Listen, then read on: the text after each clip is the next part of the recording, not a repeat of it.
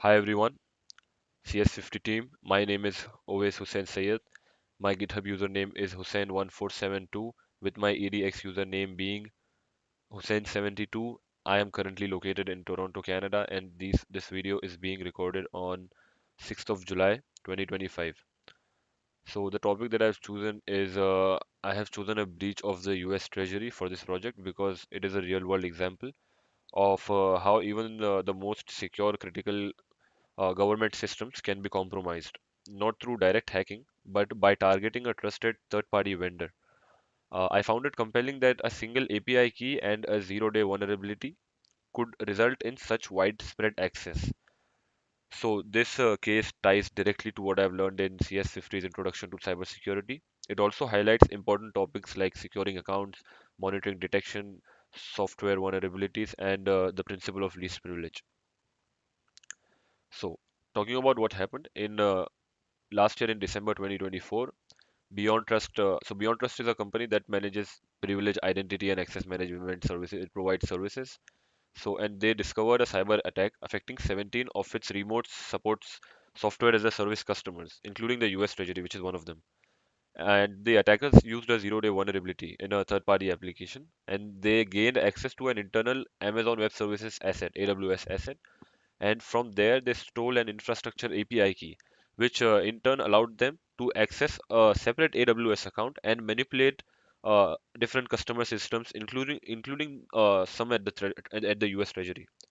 And during this, when the breach was discovered, and so during the investigation, two specific vulnerabilities were also discovered in Beyond Trust's own software. So these were labeled as CVE 2024 12356 and the other one is CVE 2024 12686, and both of them were added to CISA known exploited vulnerabilities catalog, showing that they were actively being used. Now, the entry point, the attackers did not just find a weak spot, they used a zero-day vulnerability that nobody knew that it existed until then, and this allowed them to break into Beyond Trust's AWS environment and extract an API key. So, and this is a cloud environment.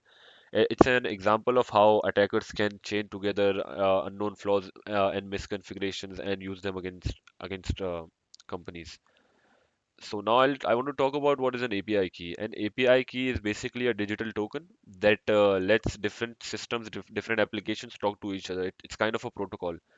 And so in this case, in this attack, it worked like a master key. It allowed the attackers to issue commands, access services, and even reset application level passwords.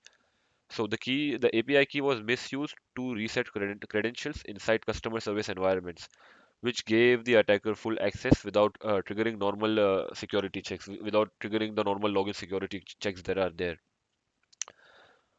So the exploit process is as follows, and here's how the attack played out.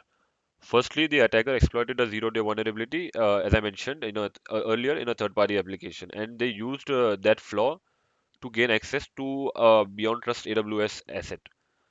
So thirdly, they stole a high privilege API key from that environment, which they used, uh, and they used that key to access a separate AWS system that controlled remote support services, beyond Trust's remote support services.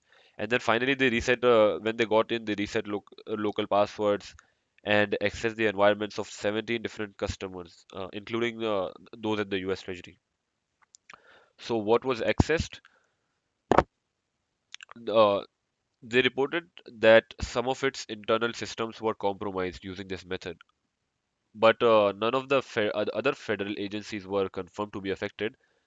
The attackers were able to reset passwords and possibly access sensitive but unclassified documents and internal communications. Even though the data wasn't classified, it could be useful for planning future attacks. Now, I'll talk about how does this case shows why it's important to protect credentials, especially API keys. And these keys should be stored securely, as David Manan spoke in the course. And they should also be used with strict permissions, and they must be rotated regularly. And in this breach, the attackers, the adversaries, were able to impersonate trusted systems using only a single key. and which allowed them to bypass authentication entirely and reset access credentials from inside the system. And because this attack also involved CVEs, it and it highlights the importance of patching and secure software development, which is a key topic in CS50. So, uh, monitoring and detection. The breach was flagged on December 5th, 2024, but by then the attacker had already been inside, and this delay in detection shows how crucial monitoring is. So, with real-time logging and alerting, strange behavior can be detected, like password resets from an unknown IP address could have been caught way earlier, and it could save everybody a lot of trouble. And how it could have been prevented? These are some of the steps, and these are several lessons to take away from here. Firstly, API keys should be rotated and monitored constantly. Second, multi-factor authentication should be required for all vendor access. And then every API action should be logged and reviewed. And finally, vendor accounts and third-party software should always follow the principle of least privilege. And this means giving them only the access that they truly need. So the real-world impact of this attack is that the U.S. Treasury had confirmed it was one of these victims in this breach, and the attackers allegedly the attackers were part of a Chinese state-sponsored hacking group. And as a result of this investigation, the United States government sanctioned an individual named Yin Qicheng for his involvement.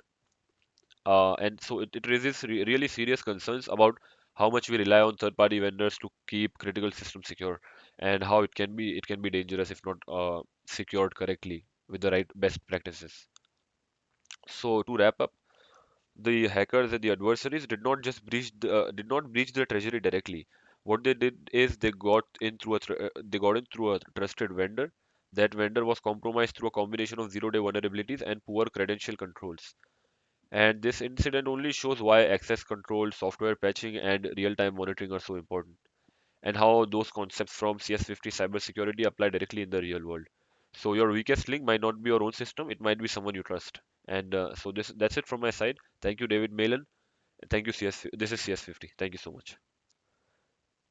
Now, this is the last slide for references that I have included in the presentation.